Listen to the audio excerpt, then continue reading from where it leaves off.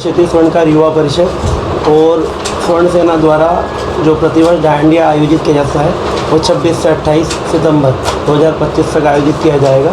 और इसमें हर साल ये इवेंट अपनी मतलब चरम पर पहुंच जाता है। तो इस बार भी क्या है, इसमें बहुत अच्छी गैदरिंग होने की संभावना है। और समाज के सभी नवयुवाओं से हमारा निवेदन है कि वो कार्यक्रम का आनंद लें। कार्यक्रम में प्रवेश पूर्णतः निःशुल्क है, लेकिन क्या है कि उस डांडिया खेलने के लिए पास की व्यवस्था रखी गई है, बाकी प्रवेश पूर्णतः निःशुल्क है। इसमें समाज के व्यक्ति पार्टिसिपेट कर सकते हैं या अदर भी कोई दूसरे कर? नहीं, अदर नहीं, केवल मेहर क्षत्रिय स्वर्णकार समाज मेहर सुनारों का जो कोटा महानगर के उन्हीं के लिए है केवल। और इस कार्यक्रम को भव्य रूप देने के लिए क्या क्या योगदान रहेगा? इसमें बहुत हम हर साल कुछ नई नई चीज़ें करते हैं। तो इस बार हमने क्या है, पांडाल की भी जो पिछले बार की जो व्यवस्थाएं देखी उससे और बढ़ाया गया है। करीब करीब लास्ट दिन हमारे 800 से 1000 की गैदरिंग हो जाती है। तो इस बार और क्योंकि पिछले साल से और बड़ा व्यवस्था की है पांडाल। और इसके अलावा हमारे जो युवा परिषद अध्यक्ष लोकेश सोनी, इन्होंने भी क्या है कि बिल्कुल इसको रॉयल लुक देने के हिसाब से बहुत अच्छा डेकोरेशन की नई व्यवस्थाएं की है। कुछ नई छोटे बच्चों के लिए भी, जैसे हम वो जो गुड़िया के बाल वगैरह होते हैं उनकी और उनके खेलने वगैरह की व्यवस्थाएं वो भी अलग से की, ताकि वो भी बोर नहीं हो। और इसके अलावा जो पार्किंग वगैरह उसकी भी एक अलग से हमने अरेंजमेंट किया है।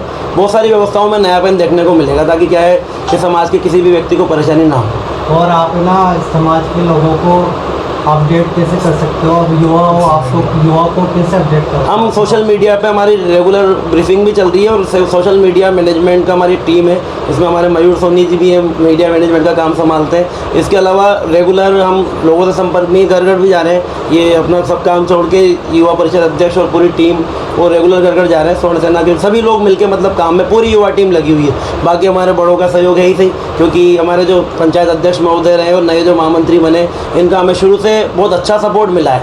और हमारे जो उपाध्यक्ष साहब ललित जी हैं, इनका भी बहुत अच्छा सपोर्ट मिला है। तो इनके सपोर्ट में हमें कोई दिक्कत आ नहीं रही इनके सपोर्ट की वजह से। समाज में नया और क्या करना चाहिए? नया तो बहुत कुछ है करने को।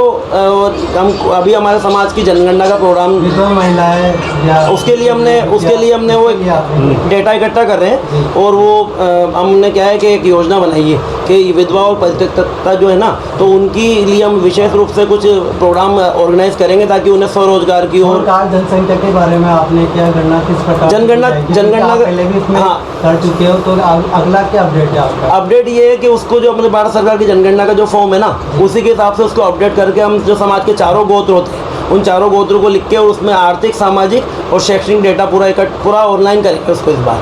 ठीक है सर, आपका परिचय दीजिए।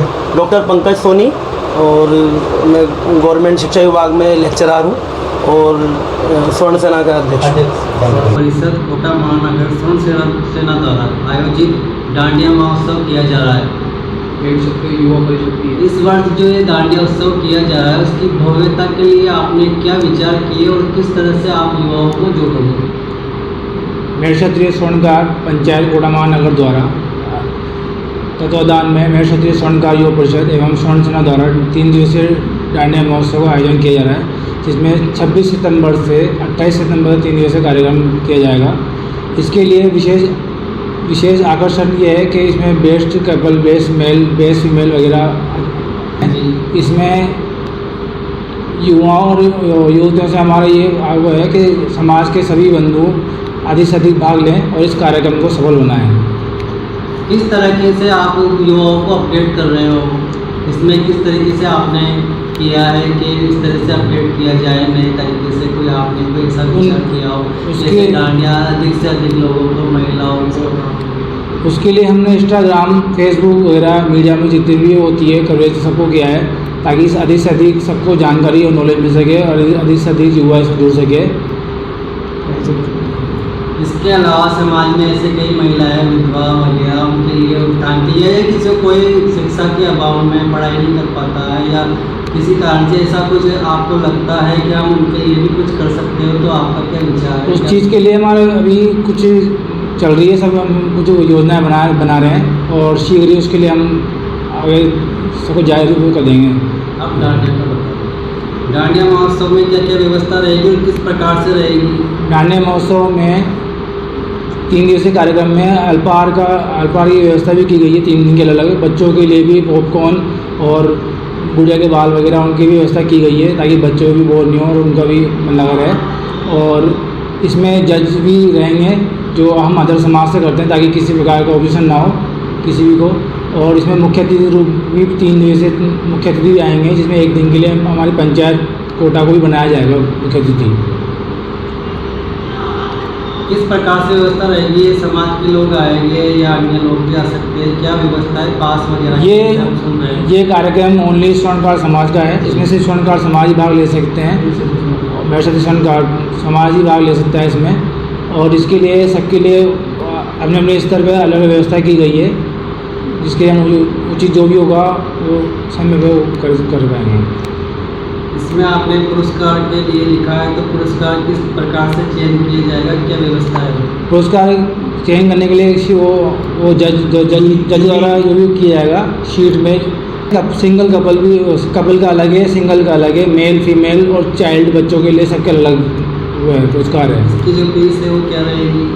इसकी सिंगल फीस है, मतलब सिंगल पास की फीस है 250 रुपये और कपल की है 500 रुपये। एंट्री इसमें फ्री है? एंट्री समाज के लिए बिल्कुल फ्री रहेगी। इसमें समाज के व्यक्तियों से किस तरह से प्रोत्साहन अपने को मिल रहा है? क्या इस पर भी बात बढ़िया प्रोत्साहन मिल रहा है और बढ़ चढ़ के भाग ले रहे हैं समाज के बंधु इसमें। कितने लोगों को डांडिया में आने के लिए आमंत्रित किया और कितने की संभावना? कम से कम हम 800 मेंबर की इसमें कम से कम हो जाएगी और इस बार ज़्यादा भीड़ रहने की संभावना है, क्योंकि सोशल मीडिया द्वारा अच्छा कवरेज किया गया है, इस वजह से ज़्यादा भीड़। नए कोटा में भी हमने इस बार इसका कवरेज अच्छा नहीं था। किस प्रकार से आपने व्यवस्थाएं की है, किस प्रकार से आप विस्तार से बताया? बिल्कुल सर, जिस प्रकार मेड स्वर्णकार युवा परिषद कोटा और स्वर्ण सेना द्वारा ये जो आयोजन किया जा रहा है 26 से 28 सितंबर तक ये आयोजन रहेगा। इसका टाइमिंग रहेगा 7:30 बजे से 11 बजे तक।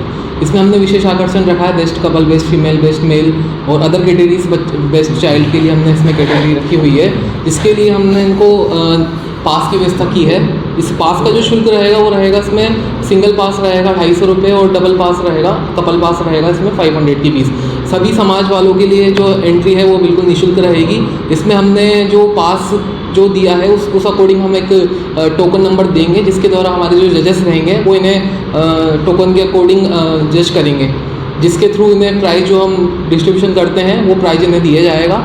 इसके अलावा हमने हमारा जो इंस्टाग्राम है, फेसबुक है, इन पर हमने ये चैनल बनाया हुआ है हमारा मेड स्वर्णकार युवा परिषद का, जिसके थ्रू हम इस बार अच्छी कवरेज कर रहे हैं। इस बार हमने नया कोटा को जो हम हर बार हमसे रह जाता था, इस बार हमने वहाँ पर भी पूरा समय दिया है और अधिक से अधिक लोगों को जागरूक किया है इस आयोजन में आने के लिए।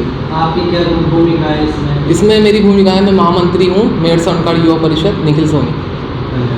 मेड से पंचायत परिषद द्वारा जो डांडिया महोत्सव किया जा रहा है, इसके लिए मुख्य आकर्षण क्या रहेगा? उसकी क्या व्यवस्था रहेगी? किस तरीके से वो दिखेगा? तो उसकी आप थोड़ा कल्पना।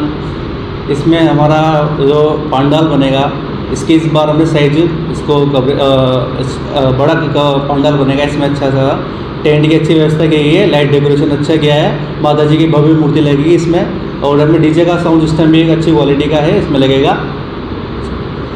और जो आजकल जो वैसे कोफाड़ गानों पर जो डांस किए इसमें बिल्कुल भी अश्लील कोड गाने नहीं होंगे इसमें। किस तरह के भजन है या गाने हैं, किस प्रकार से डांडिया उसके आधार पे रखा, ये बताएं। इसमें हमारे जो गरबा आयोजन होगा, डांडिया आयोजन होगा 26 से 28 को, इसमें अश्लील फोड़ गाने बिल्कुल भी नहीं बजेंगे। इसमें बस माता जी के भजन, डांडिया जो सॉन्ग होते हैं वो चलेंगे इसमें। और मेरा विशेष रूप से अनुरोध है हमारी जो महिलाओं से, स्त्रियों से है कि वो पारंपरिक वेशभूषा, मर्यादित वेशभूषा पहनकर इस आयोजन में भाग लें। वास्तव में किस तैयारी के साथ कपल आए, उसकी क्या तैयारी रहे, तो उसको क्या विशेष तैयारी करनी है या अपनी ओर से कुछ ऐसा इंतजाम किया जा रहा है? विशेष तैयारी तो ये है कि हमने जैसे प्राइज़ वगैरह भी रखे हैं, तो उसमें best dress male, best dress female रखा है। तो एक तो मतलब आकर्षक परिधानों में आए तो उससे थोड़ा अच्छी लगता है माहौल। दूसरा क्या है कि एक समय का मैं निवेदन करूँगा मैं समाज के लोगों से कि समय का 7:30 से है चालू, तो या 7:30 से 11 का टाइम है। लेकिन से है क्या समय है? एक बार हाँ, 26 से 28 सितंबर 2025, 26 सितंबर, 27 सितंबर, 28 सितंबर 2025, समय 7:30 से 11 के बीच है। थोड़ा सा क्या है कि समाज के लोगों से निवेदन हम करेंगे कि वो समय का विशेष ध्यान रखें, क्योंकि होता क्या है कि 7:30 का टाइम हम देते हैं, लेकिन गैदरिंग के अभाव में 7:30 साढ़े 8 बजे तक कार्यक्रम चालू नहीं होता।